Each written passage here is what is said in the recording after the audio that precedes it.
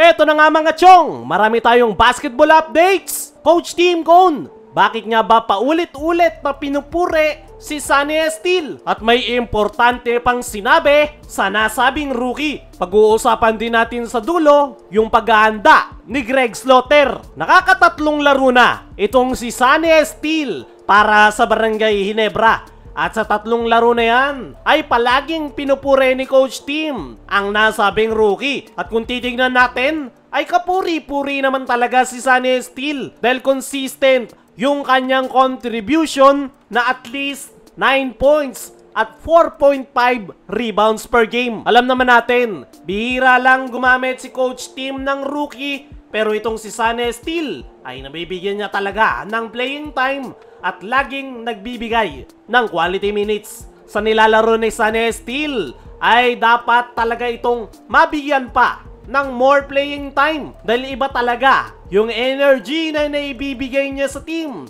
yung intensity at sipag tuwing papasok siya sa loob ng basketball court. Ayun nga mismo kay Coach Tim ay okay raw yung pinakita ni Sonny Estile kontra Meralco. Ang kaso ay nakakagawa pa rin ito ng couple of mistakes na dahilan kung bakit nakahabol ang Meralco. Kaya marami pa daw kailangang matutunan si Sonny Estile, pero para kay Coach Tim ay masayang panoorin ang nasabing rookie. Ayun nga dyan mga chong, pinuri ni Coach Tim si Sonny Estile, pero malinaw din na hindi sapat ang puro lang hustle. Kailangan matutunan ni Sonny Estile kung paano manalo. Yung punto nga ni Coach Tim ay grabe yung effort ni Sonny Estile. Pero sa PBA level, kailangan mong matutunan kung paano i-convert ang energy into impact winnings.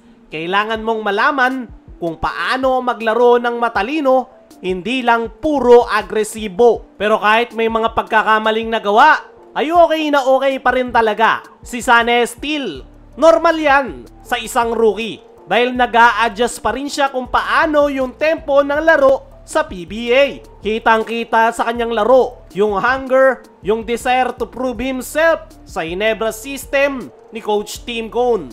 At alam nyo ba mga chong, sa interview matapos ang laro, inamin mismo ni Sonny Estile na nasaktan siya sa kanilang pagkakatalo.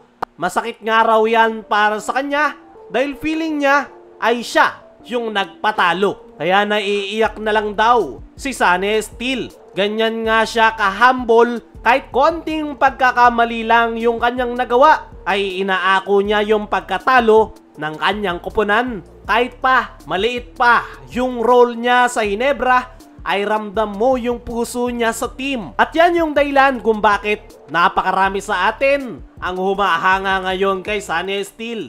Hindi lang siya basta player, isa siyang inspirasyon mula sa kanyang humble beginnings up to now na unti-unti niyang inaabot ang kanyang pangarap. Para sa akin mga chong, tama naman si Coach Tim.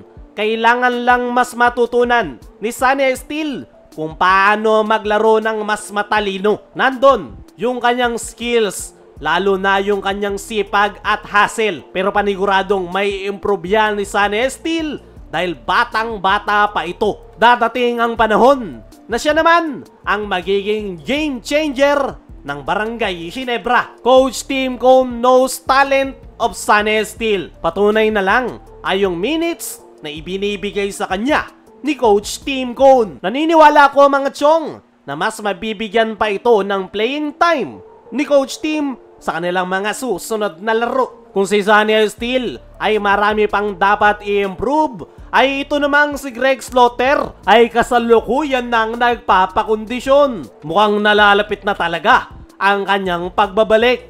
Matapos ang napakahabang panahon ay sa wakas nitong mga nakalipas na araw ay nagsorry na si Greg sa PBA, lalo na kay Boss Al Francis Chua. Isang gesture na nagpakita ng humility at desire to return. Sabi nga ng mga fans, kapag nagsorry ka kay Boss Al, may pag-asa kang makabalik. At ayon sa mga source, nagpapakondisyon na ngayon si Greg Slaughter. Ready na ulit siyang makipagsabayan at makipagbalyahan sa PBA. Pero ang tanong, saan siya maglalaro? As of now, hawak ng Titan Giant Risers ang kanyang playing rights. Pero may mga umiikot na trade talks at isa sa madalas na naririnig ay Barangay Ginebra. Kung sakaling bumalik si Greg sa Barangay, imagine the front court, Greg Slaughter at Japet Twin Tower reunion. Pero syempre hanggang ngayon, espekulasyon pa lang yan. Kaya abang-abang lang tayo mga chong. Baka sa mga susunod na araw ay malaman na natin kung saan maglalaro si Greg. Kaya mga chong, ano ang masasabi nyo na nagpapakondisyon na si Greg Slaughter? Ano rin yung masasabi nyo sa importanteng sinabi ni Coach Tim kay Sunny Steel? I-comment mo lang dyan sa ibaba.